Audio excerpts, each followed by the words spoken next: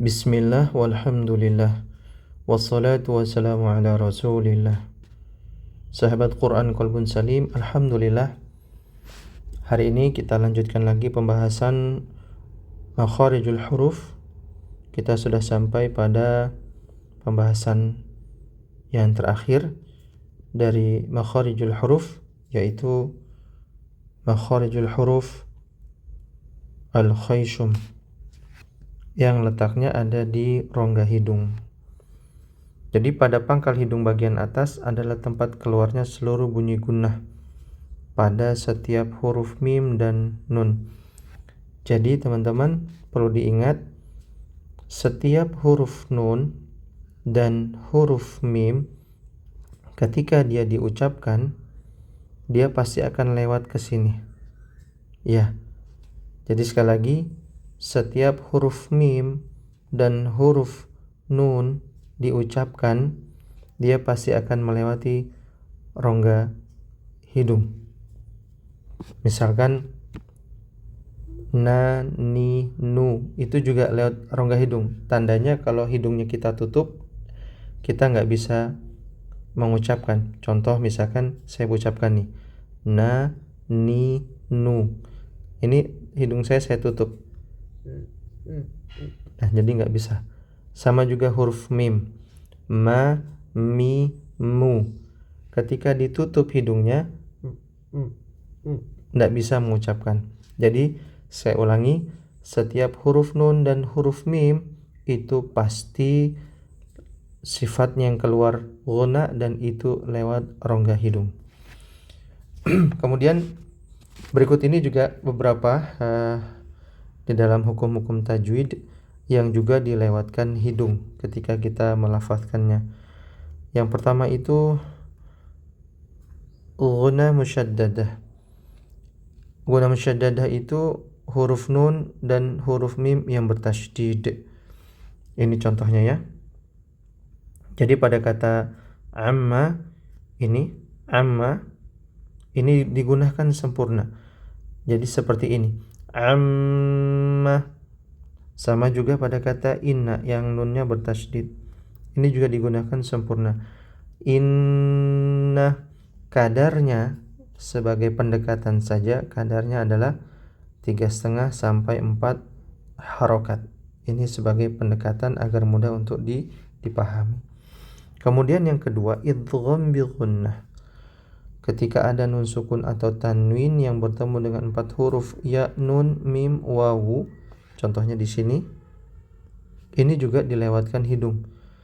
Jadi bunyinya seperti ini, wa may ya'mal, ini dengan gunnah ya, idgham bi gunnah, idgham dengan gunnah, wa may ya'mal.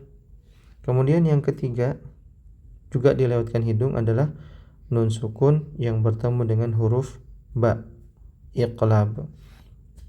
Jadi ini huruf nunnya diganti dengan suaranya mim ya. Jadi bunyinya seperti ini. Ini teman-teman, pada iqlab ini ada 2 cara ya. Yang pertama dibaca dengan namanya itbaq. Yang kedua dibaca dengan furjah. Itbaq itu caranya menutup ya, merapatkan bibir atas dengan bibir bawah secara ringan. Dan ini cara yang saya gunakan sebagaimana saya dapati dari guru-guru saya. Jadi bunyinya seperti ini, mim ba'di, mim ba'di. Nah, sedangkan cara yang kedua, cara furjah, dia tidak menutup rapat, tetapi masih ada celah setipis 1 lembar atau 2 lembar kertas lah kurang lebihnya. Jadi bunyinya seperti ini, mim ba'di, mim ba'di. Nah, teman-teman bebas mau pilih yang mana, tapi saya pribadi lebih kuat untuk membaca dengan itbaq, yakni merapatkan bibir atas dan bawah. Yang keempat, ikhfa hakiki. Apabila ada nun sukun atau tanwin yang bertemu dengan 15 huruf ikhfa, maka dia juga digunakan. Ini lewatnya juga hidung. Contohnya pada ini ya, ada nun sukun ketemu kaf dan nun sukun ketemu ta. Bacanya in kuntum. Nah, ini kadarnya kurang lebih 3 harokat ya. dia lebih rendah lagi daripada gunnah seperti idgham bi gunnah atau gunnah musyaddadah. Kemudian yang kelima, idgham mithli. Ada hukum mim sukun bertemu dengan mim. Nah, contohnya di sini, mim sukun ketemu mim. Ini juga sama, kalau kita melafazkan dia digunakan, dilewatkan hidung. Jadi ini bunyinya alaihim muqsadah, alaihim muqsadah. Kemudian yang berikutnya ada ikhfa syafawi. Pertemuan mim sukun dengan huruf ba. Ya. Nah, ini cara bacanya juga sama, ada dua. Bisa itbaq, bisa furjah sebagaimana iqlab tadi. Dan saya membaca dengan itbaq. Jadi bunyinya seperti ini. Tarmihim bihijaratim, tarmihim bihijaratim. Ya, seperti itu ya. Kemudian yang terakhir ada idgham mutajanisain.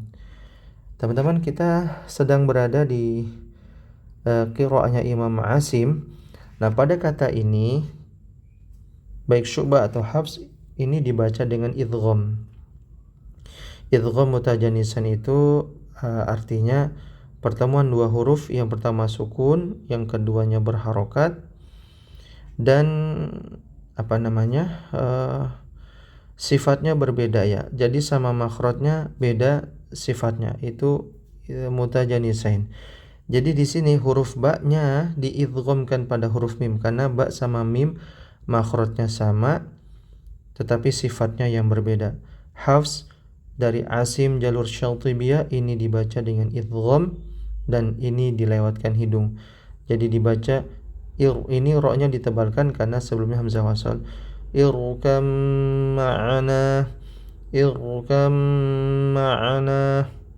Karena ada pada kata ini ada beberapa imam qiraah yang mengidharkan ba, jadi dibaca irkab ma'ana. Tetapi sekali lagi Hafs dari Asim jalur Syatibiyah dibaca dengan idgham. Demikian teman-teman, ini mudah-mudahan bisa dipelajari, dipahami dan bisa diulang-ulang ya. Semoga bermanfaat. Barakallahu fikum. Wassalamualaikum warahmatullahi wabarakatuh.